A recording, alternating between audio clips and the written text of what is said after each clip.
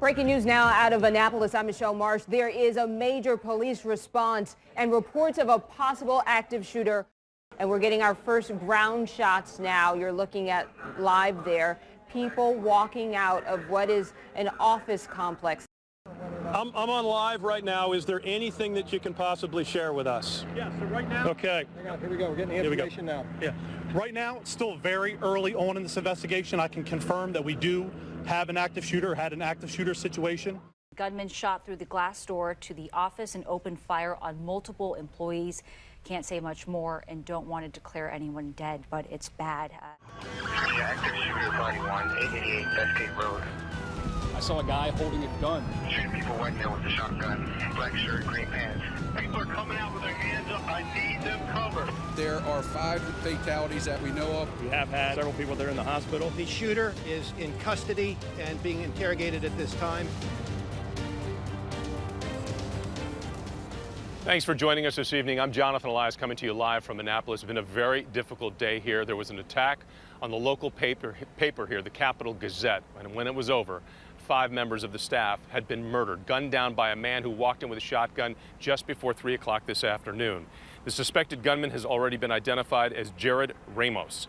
Police saying tonight that this was a thought-out and targeted attack. Now, 7 is on your side with team coverage this evening. Throughout this newscast, we're going to be digging into what that man's history is, why he may have done this, what vendetta he had against the newspaper. But we're going to start things off right away with our own Maryland Bureau Chief Brad.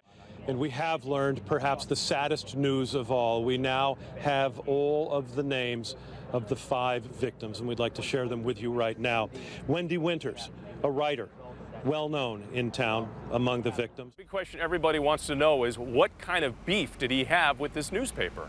Well, it's something significant. 38-year-old Jared Ramos has quite a history with the Capital Gazette. He lost a civil suit and an appeal against the paper. He accused the paper of defamation for a story reporting on his guilty plea for criminal harassment in 2011, where he, according to reports from the victim, put her in fear for her life for months.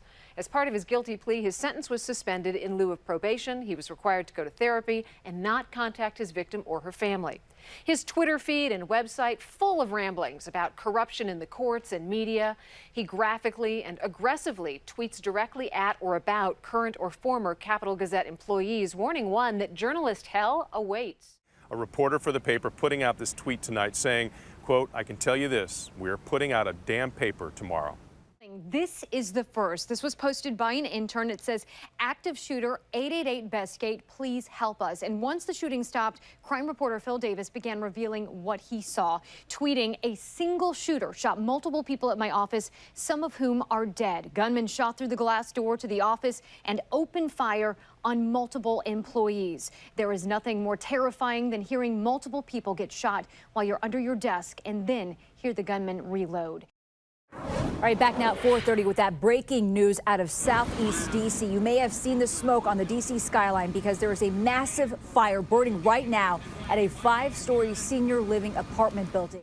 Your mom lives in that building. Yes, my mom lives in this building. Tell us what you're obviously a lot of concern there. Oh, most definitely, but you know, I'm sorry. Glory be to God, my mom is okay. She's staying over in one of the over here in the Marine barracks. So they evacuated the people. Yes, they did. Hopefully, everybody is okay. A gentleman from outside came in, warned everybody, says there's a fire in the building, everybody got to get out. And I was on my way out. By the time I got out and got to the front and downstairs, and I looked up, and there it was, flames jumping from everywhere. It was kind of scary because the fact that we didn't hear no alarm, so a lot of people wasn't paying too much of attention until they started banging on your doors. So because we were figuring if there's a fire, why ain't the alarm systems going off? But they didn't. All right, ABC 7 continues to follow the breaking news. Look at all that smoke. That is from our helicopter, which is a long way away. When we come back, we're going to have an update on that fire in Southeast Washington. It is a senior apartment facility right near Nats Park. We're told that 2 people now have been taken to the hospital as a result of this fire. Thick black smoke could be seen from miles away at the Arthur Capper Senior Apartment building on Wednesday as dozens of emergency responders rushed in to rescue senior citizens in this 4-story building. When I came out, I noticed a big black smoke coming from the front of the building. The next thing I know, it was up in flames. Several residents say they did not hear the smoke alarms. Dana Thomas says her 91-year-old grandmother was unaware there was a fire until she called to let her know. It's really scary because it's really a loud alarm and it goes off for nothing.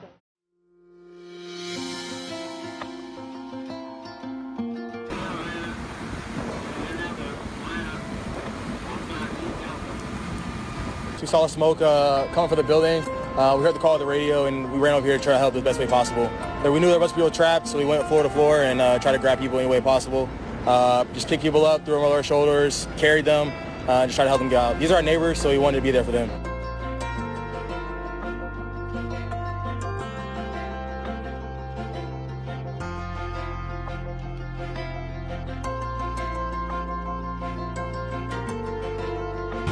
I just want to say thank you so much, guys. Without you, we would be stuck in that fire. And I love my dad so much. He's an Army vet. Yeah.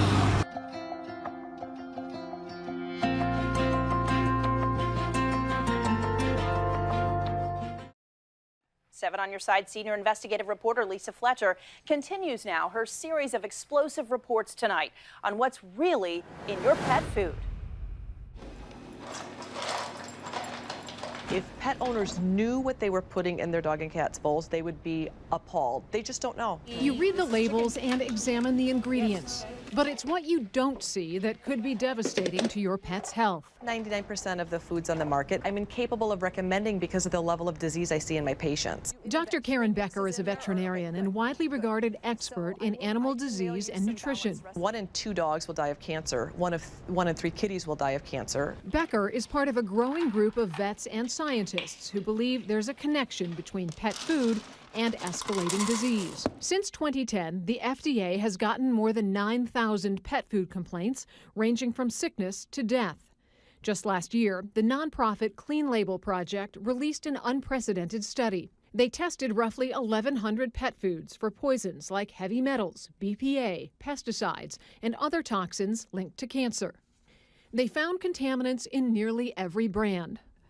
Most notably, dangerous heavy metals like arsenic, lead, cadmium, and mercury, which are linked to cancer, respiratory, and neurological disorders. When our chemists first started getting this data off the machine, they thought the machines were breaking because they were kicking out numbers 100-fold higher than anything we'd ever seen. Dr. Sean Callan is the Director of Operations and Quality at Ellipse Analytics, a specialized lab that tested the pet food. A lot of companies don't do testing for this because unlike with the human food, there's no regulatory standards around this. We hired Ellipse to retest the 10 dog foods that were found to contain the most heavy metals in the Clean Label Project study to see if anything had changed.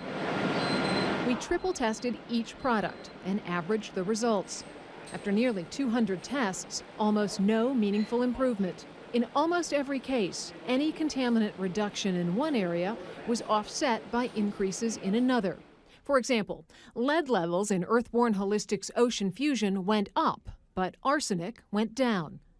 In Purina Pro Plan's diet for sensitive skin and stomach, arsenic went down, but cadmium and lead went up. I was absolutely stunned. Dr. Nicholas Dodman is the Chief Scientific Officer for the Center for Canine Behavior Studies and former director of the Animal Behavior Program at Tufts University. There are no laws governing heavy metal concentrations in pet foods, so even the highest heavy metal levels in these tests are legal. Pet food companies emphasize the levels are safe and within industry guidelines. However, very little research exists on the long-term effects of heavy metals in our pets.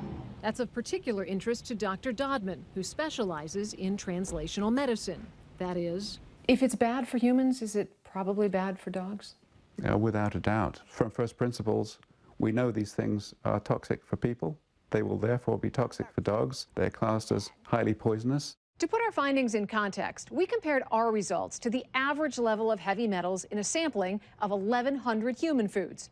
Here are the average levels of mercury, cadmium, lead, and arsenic in human food based on our sample. And here's what we found in the pet food. Levels 8 to nearly 670 times higher, and none was within a level considered safe for humans. Heavy metals tend to do the same thing, and a lot of them are carcinogenic. which is interesting when you consider the fact that the cancer rate in dogs is twice the cancer rate in people. And to make matters worse, Dodman says because dogs and cats have less body mass than humans and typically eat the same thing twice a day for their entire lives, the poisons can become more concentrated and their effects may appear faster and more fiercely.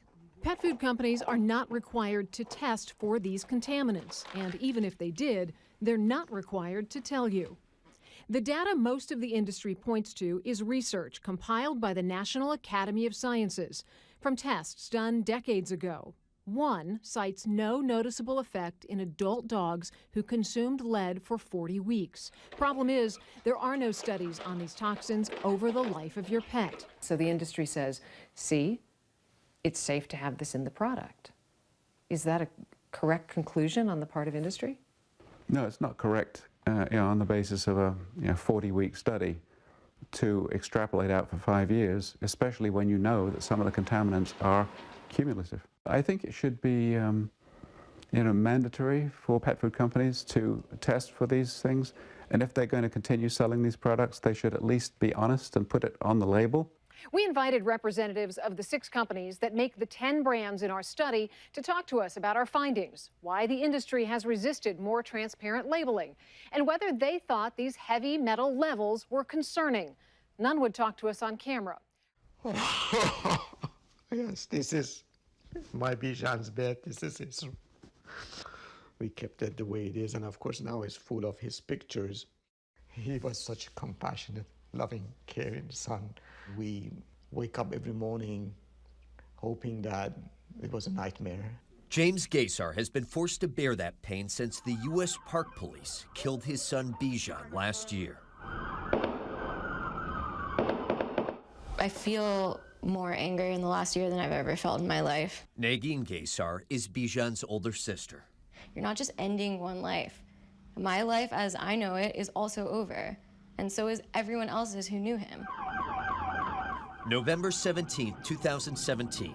Bijan was the victim of a fender bender on the George Washington Parkway, but Bijan drove away from the scene. Why do you think he kept driving away? I think he was scared. If anybody put a gun to my head in front of my windshield or in front of my door and tried to yank my door open, I would probably do the same. The third time Bijan starts driving away from the officers, they fired 9 shots. Bijan was not armed. He had simply left the scene of a fender bender in which he was the victim. I don't think closure is something that will ever happen in this case. And sometimes it's the thought of living past this moment without him that's the hardest. You know, I got married last year too. It was the best and worst year of my life. Just 4 months before Negin's brother was taken from her, Yeah, his sense of humor was amazing. Bijan spoke at her wedding. I love you too. How many times have you watched this? I just started watching it again. I hadn't watched our wedding videos since. I don't really have a moment to like sit and process. I feel like if I did, I would fall apart. Instead, the Gaysars are pushing for answers. The only information about the shooting came from a police report and the dash camera video, both from Fairfax County officers who were only assisting in the pursuit, but never opened fire. I don't think that dash cams and body cameras are going to stop police shootings, but I do think that they will actually tell the truth about what happened. The only way I can think is that he's here, and I feel him, I see him. The Gaysars filed a $25 million wrongful death lawsuit against the federal government. The family says if they win, the money will help push law enforcement agencies for transparency in hopes of preventing tragedies like Bijan's.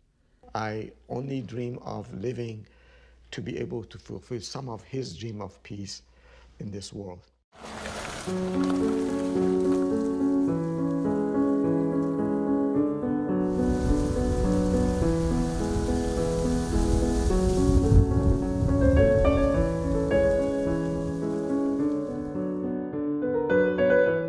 If we're going to do this project, it's now or never.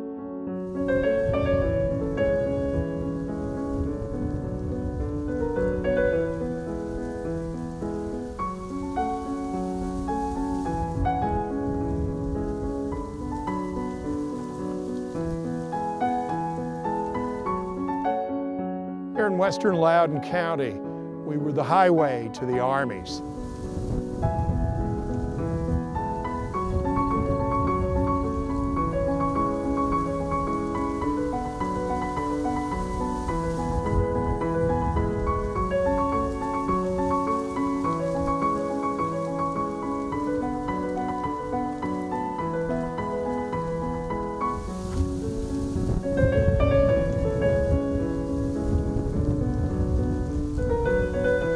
This is original equipment. It's as it was in the 1800s. It's unchanged.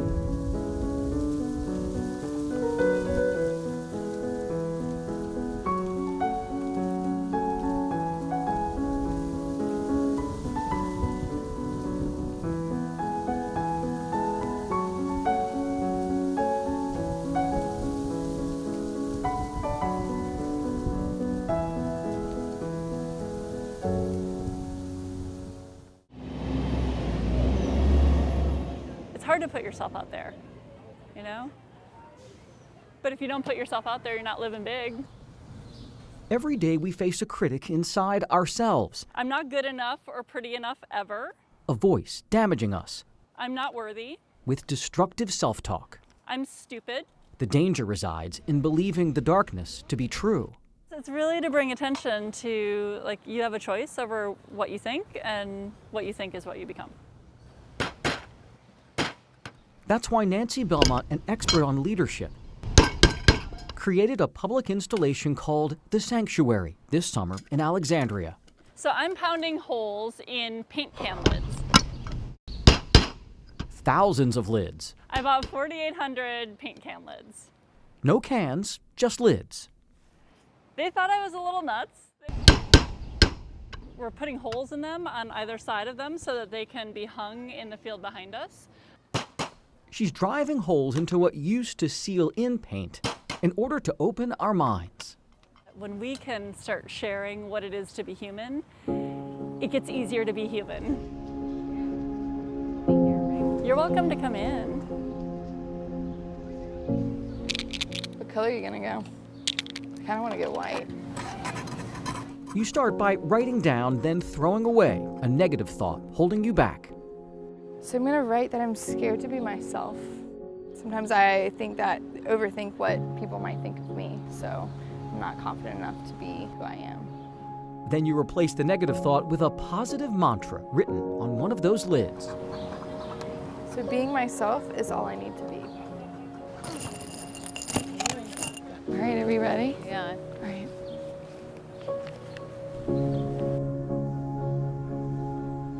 This is beautiful. This is really beautiful, and it's cathartic and it's healing.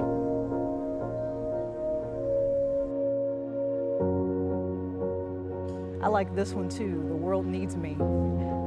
That one's pretty awesome. So you can't help but to get choked up.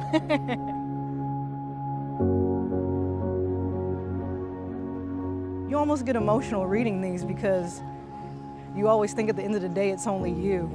But now coming here and looking at these mantras, like people have the same mantra almost as you do. I put I am worth it. You know, at least at this time of my life, I want to know, am I worth it? Am I worth that next step?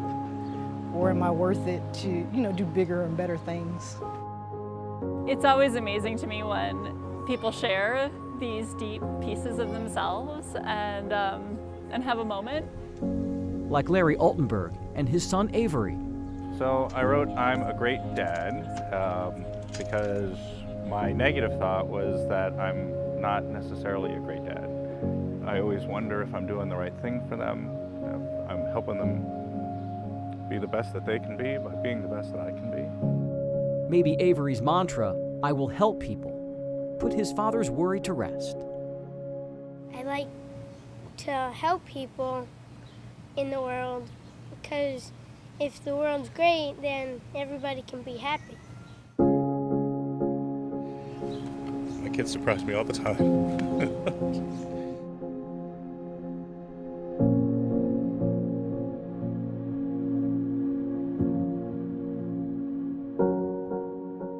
Nancy Belmont built The Sanctuary to show participants that if they can change their mind, they can change their lives.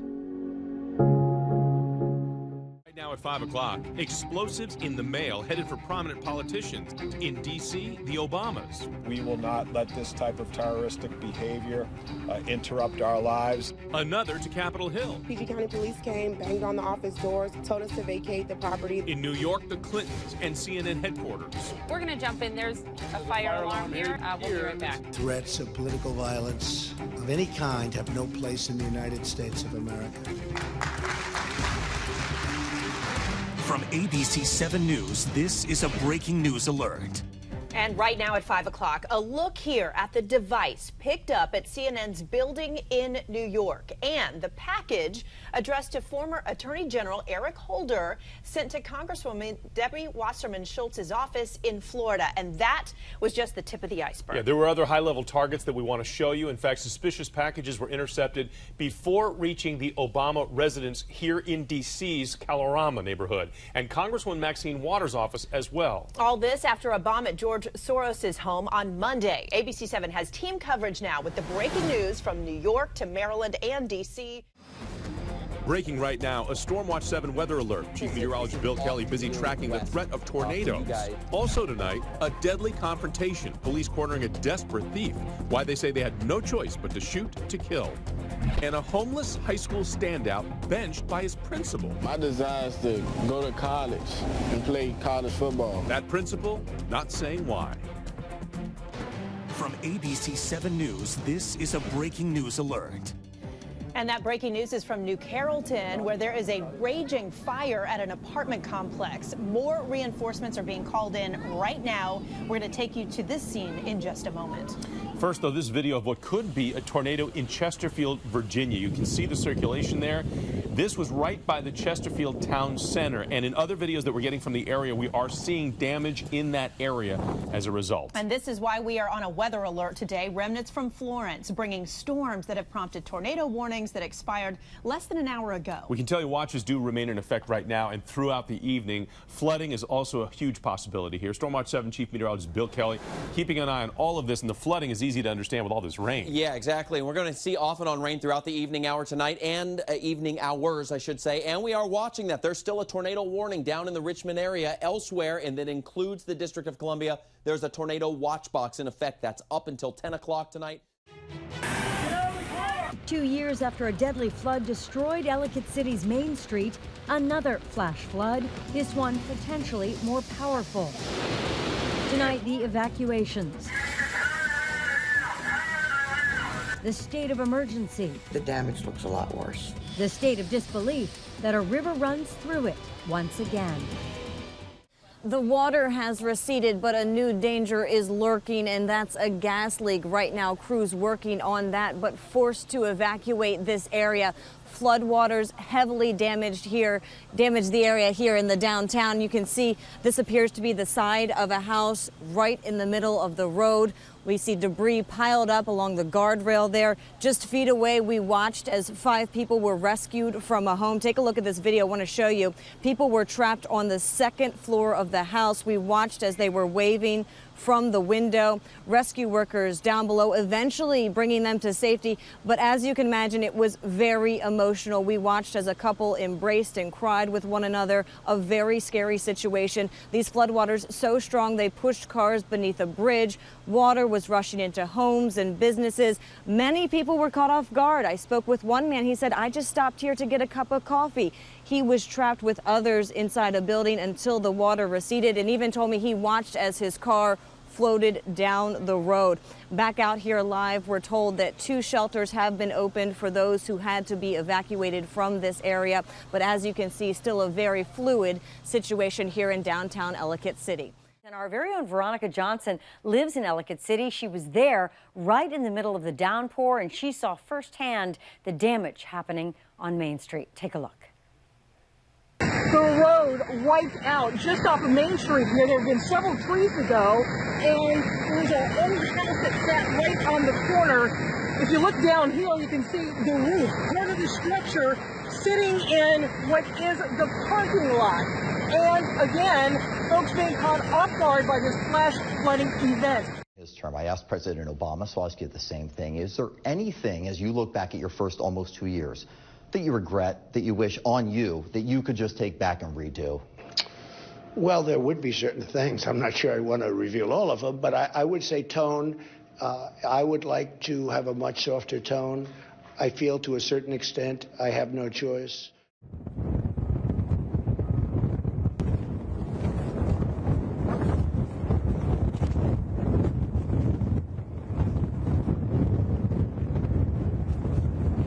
This is really something. I'm used to this feeling down here with hurricanes. I am leaning into this wind, not for dramatic effect, but to stay on my feet. Ocean City has some snow machines coming down, big machines that they usually use to push sand off of these streets after they get nor'easters and hurricanes and tropical storms and that sort of thing. And you can see them. Whew, I got to turn my back to this because it's crazy.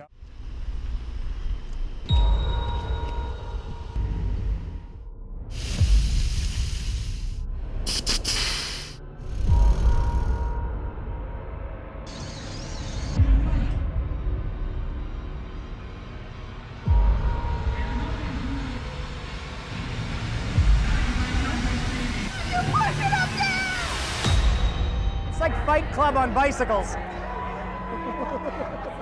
Except nobody gets hurt.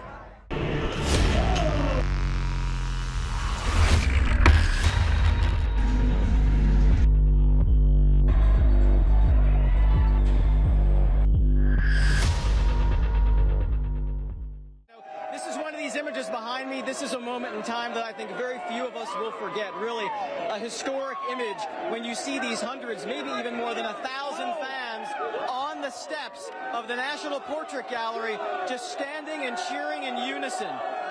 The Caps chasing destiny in the desert. Tonight's Game 5. I don't have any nails left. Could be the clincher. We're going to take it tonight. I agree. Let's just win it tonight.